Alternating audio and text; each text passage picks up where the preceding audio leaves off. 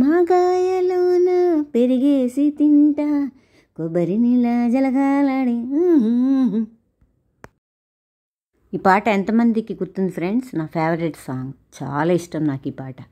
వేటూరు వారికి మాగాయ పెరుగు పచ్చడిలో కమ్మదనం తెలిసి తన సాహిత్యంలో చొప్పించి ఉంటారు. సూపర్గా ఉంటుంది ఫ్రెండ్స్. ఈ విధంగా ట్రై చేయండి. వేడివేడి అన్నంలో అంత పెరుగు పచ్చడి వేసుకొని తింటే అద్భుత. ఇది చాలా సింపుల్ రెసిపీ ఫ్రెండ్స్, ఫాస్ట్గా అయిపోతుంది. ముందుగా ఏం చేస్తారంటే మాగాయ పెరుగు పచ్చడిలో పోపు వేసుకోవడానికి ముందుగా ఒక ఉల్లిపాయ సన్నగా కట్ చేసి పక్కన పెట్టుకోండి.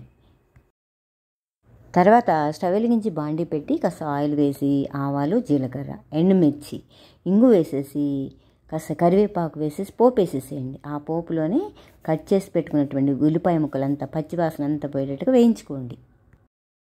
తర్వాత రోట్లో ఒక పెద్ద స్పూన్ మాగాయ తీసుకొని వేసేసి కాస్త కొత్తిమీర వేయండి.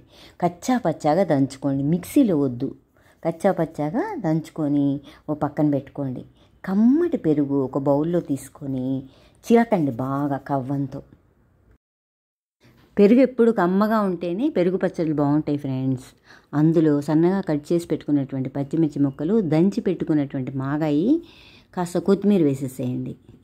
ఒక స్పూన్ బెల్లం పౌడరు, చిటికెడు పసుపు వేసేసి పైనంతా కూడా పోపు వేసేసేయండి. ఉల్లిపాయ పోపు మొత్తం కలిపేసేయండి ఆ పచ్చడి అంతా కూడా.